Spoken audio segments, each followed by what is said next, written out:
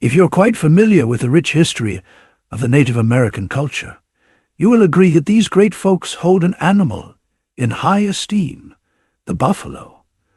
Why do Native Americans love and hold such a deep respect for buffalo? While you're wondering why, it will interest you that this animal is considered exceptionally sacred to Native Americans. In this video, you will learn how the buffalo has sustained the indigenous people and their culture. Let's get right into it. The American buffalo, or bison, is a big furry animal that lives all across North America, especially in the Great Plains. These areas are like huge grassy fields, with plenty of room for the buffalo to roam and eat. The buffalo was very good at living in these places, even when it got really hot in the summer or very cold in the winter. They moved around in large groups called herds, eating grass and helping keep the land healthy. Their hooves dug into the ground when buffalo walked, helping plants grow better. Many Native American tribes lived in the Great Plains, and buffalo was at the heart of their lives. Tribes like the Lakota, Cheyenne, Comanche, Blackfeet, Crow, and Sioux relied on the buffalo for almost everything. These tribes followed the buffalo herds, setting up their camps wherever the buffalo went. The buffalo was like a huge supermarket, hardware store and clothing shop all in one. But the buffalo was more than just a source of supplies. It was also very special in their beliefs and traditions. The tribes believed the buffalo was a sacred animal, representing strength, abundance, and the balance of nature. They had ceremonies and rituals to honor the buffalo and thank it for providing so much for them. It shaped their daily lives, economy, social structures, and cultural traditions. This relationship shows how humans can live in harmony with nature and respect the animals that provide for them. Before European settlers arrived in North America, the continent was home to an estimated 30 to 60 million buffalo, also known as American bison. These massive animals roamed across the Great Plains, from the eastern edges of modern-day Oregon and Washington in the west, to the Appalachian Mountains in the east, and from Canada in the north to Mexico in the south. The Great Plains, in particular, provided an ideal habitat for the buffalo due to its vast grasslands, which offered abundant food sources. The buffalo's range also extended into various ecosystems, including woodlands and semi-arid regions, showcasing their adaptability. Wondering how these big mammals were hunted down?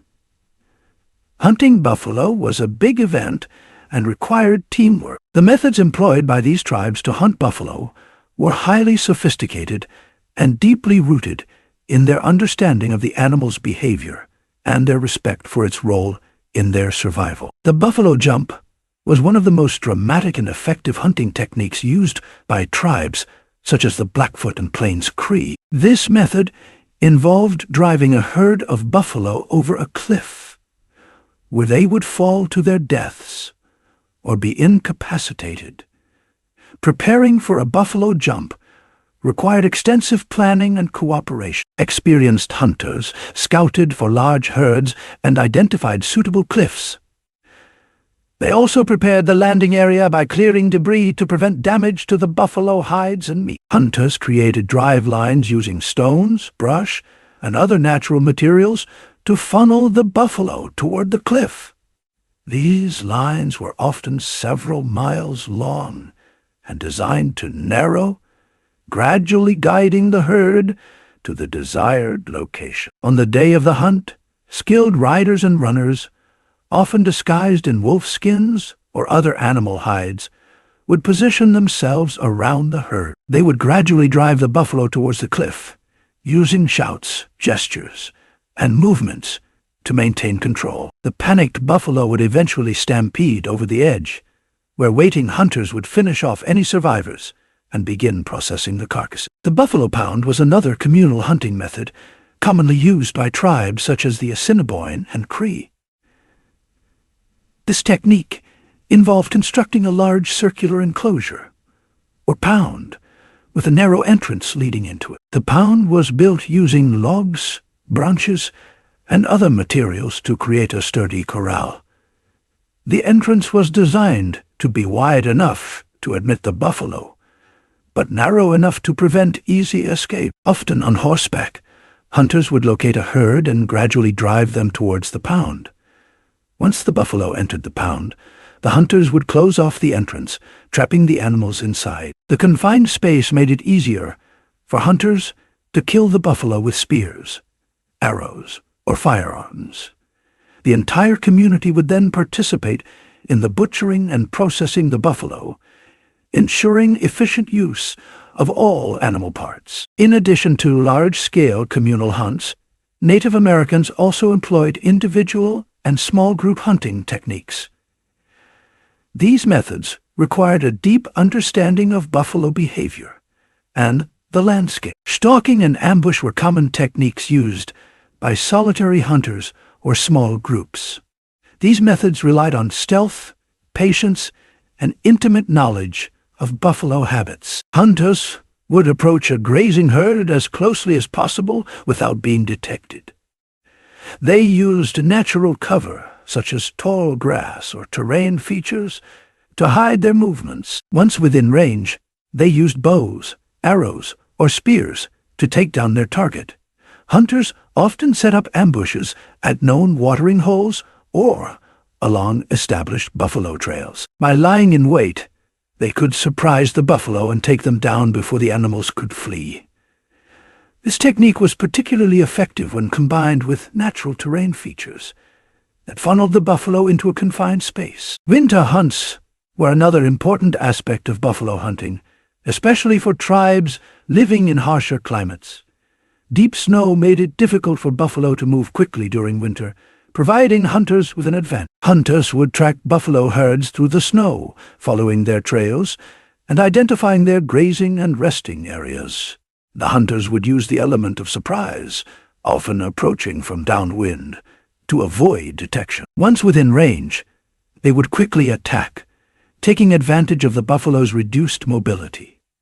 Before and after the hunt, tribes conducted various rituals to ensure success and show respect for the buffalo. These ceremonies often involved prayers, dances, and offerings to the spirits. Hunters sought guidance and protection, asking for a bountiful hunt and expressing gratitude for the buffalo's sacrifice. After a successful hunt, tribes performed rituals to honor the buffalo and give thanks. These rituals varied among tribes, but often included feasts, dances, and offerings of buffalo parts to the spirits. Let's go back in time a little. When Europeans arrived in the 15th and 1600s, things began to change. At first, their impact was small because they stayed near the coast. But as settlers moved west, they wanted more buffalo hides and meat. They brought horses and guns, making it easier to hunt buffalo. In the 1800s, commercial hunting became a huge problem. Hunters killed millions of buffalo for their hides and sold them for a lot. The building of railroads also disrupted buffalo's habitat, and domestic animals competed with buffalo for grass.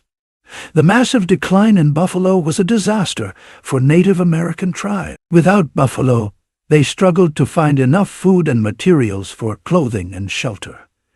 This led to hunger and hardship. The buffalo was also important in their spiritual and cultural lives. Many ceremonies, stories, and traditions were connected to the buffalo. Losing the buffalo meant losing a part of their identity. The U.S. government wanted to force Native Americans onto reservations and thought that destroying the buffalo would help. Without buffalo, tribes had to depend on government supplies, making it easier to control them. This was part of a larger plan to make Native Americans adopt European American ways of life. Firstly, the buffalo served as a big food source and adequate nutrition for many Native American tribes. Buffalo meat was the primary dietary staple for many Plains tribes.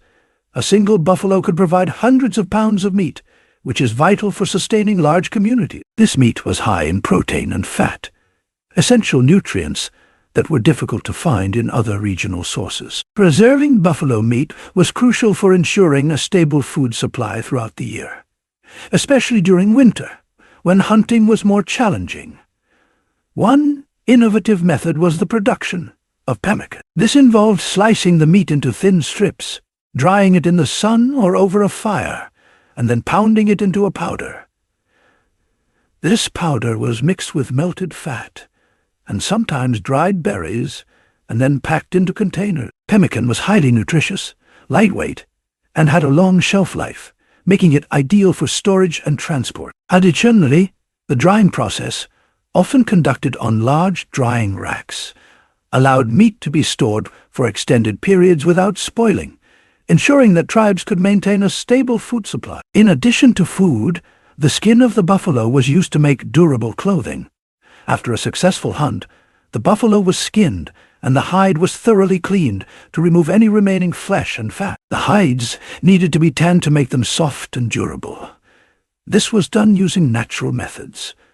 One common method involved using the animal's brain, which was mashed into a paste and rubbed onto the hide. This process helped break down the fibers and make the hide pliable. Another method was smoking the hides over a fire, which helped preserve them and make them more resistant to water and wear. Once the hides were tanned, they were cut into the desired shapes and sizes for various clothing items. Sharp stone tools or bone knives were used for this purpose. The pieces of hide were sewn together using sinew from the buffalo, which was strong and durable. Bone needles were often used for sewing. Large pieces of buffalo hide were used to make robes and blankets. These were often decorated with beadwork, quillwork, or painted designs. The fur side could be worn inside for warmth during the winter or outside for decorative purposes.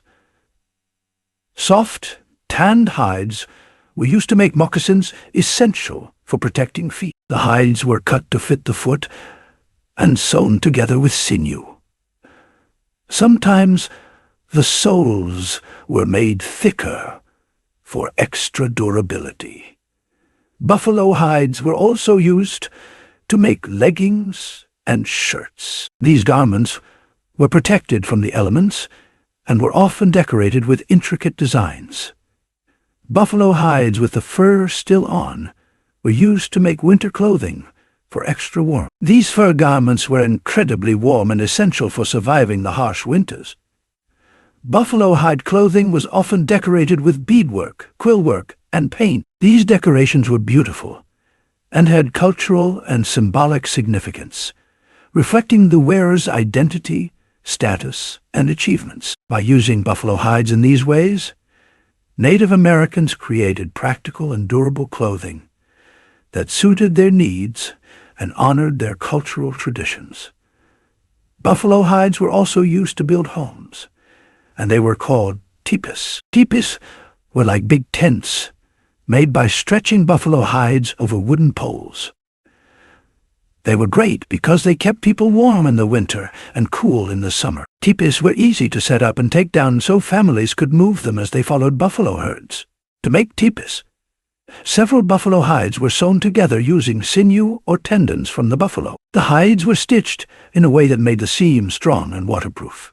12 to 20 hides were typically needed to make a full tipi cover. The sewn-together hides were then cut into a large semicircular shape, which was ideal for wrapping around the tipi frame.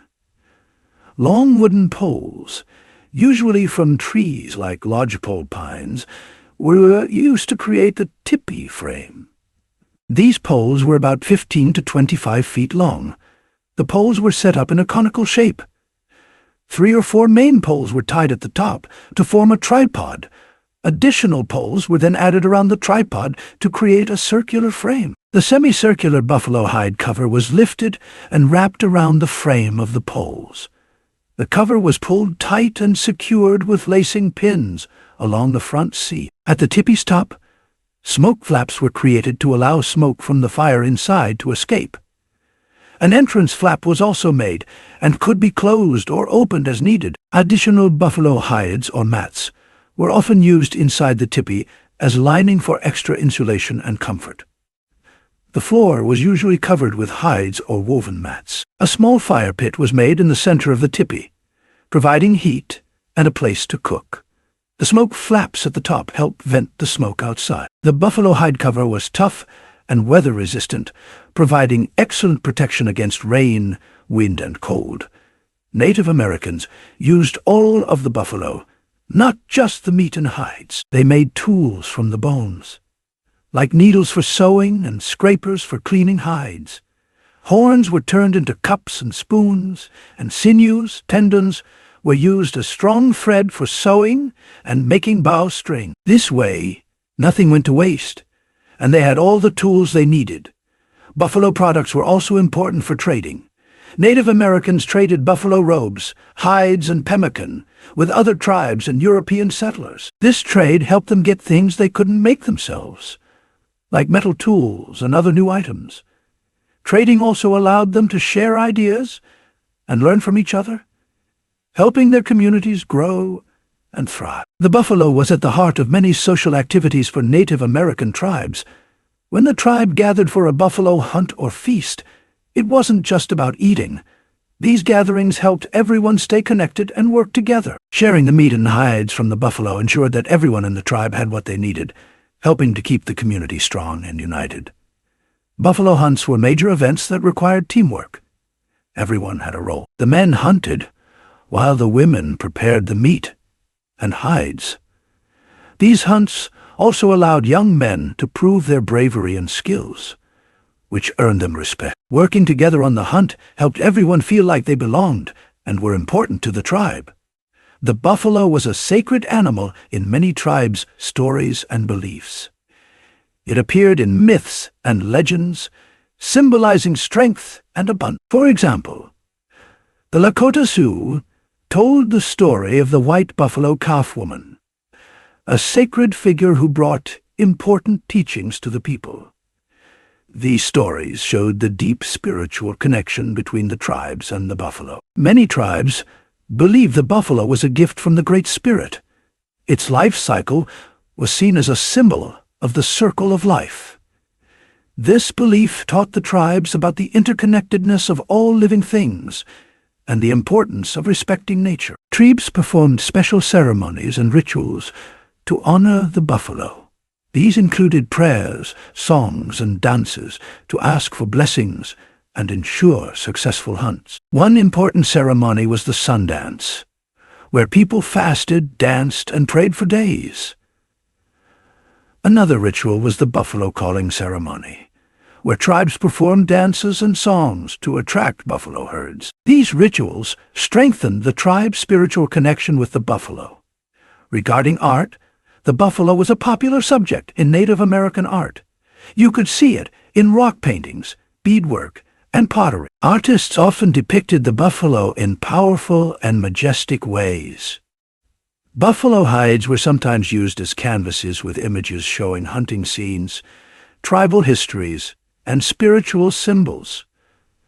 Art wasn't just for decoration. It was a way to keep cultural knowledge alive.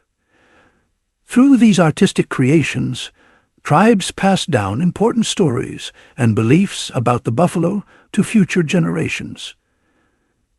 The buffalo also symbolized many important values in Native American culture. It stood for abundance and provision, showing the idea of giving and providing for others. Its strength and resilience were qualities that the tribes admired and aimed to emulate. The buffalo also represented unity and cooperation, reminding everyone of the importance of working together and sharing. Many Native American tribes are working hard to bring buffalo back to their land. They know how important these animals are for their culture and the environment. For example, the Lakota, Blackfeet, and Navajo tribes have started projects to grow buffalo herds and keep them healthy. One group that helps with this is the Intertribal Buffalo Council. This group is made up of over 70 tribes across the United States. They help move buffalo from places like national parks to tribal lands. They also teach people how to care for buffalo, ensuring everyone knows how to keep the herds healthy and strong. The Blackfeet Nation in Montana is a great example.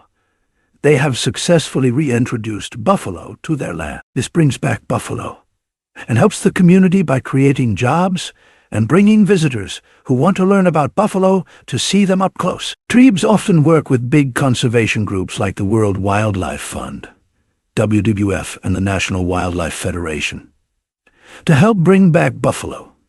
These groups provide money, knowledge, and support to ensure the buffalo projects succeed. These partnerships have led to some amazing successes. For instance, the Fort, Peck, Assiniboine, and Sioux tribes in Montana, with help from WWF, have built a strong buffalo herd. This helps the environment by keeping the grasslands healthy and supports the tribe's culture.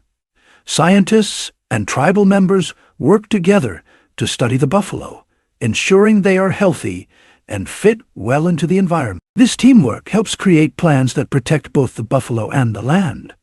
With more buffalo around, tribes can bring back important ceremonies and traditions. For many tribes, buffalo hunts were a big part of their way of life. Now, some tribes have started hunting buffalo again, teaching young people about their culture and the skills needed for hunting. Buffalo is also used in special ceremonies like the sun dance, a very important ritual for plains tribes. Using buffalo hides, skulls, and other parts in these ceremonies helps keep these traditions alive and meaningful.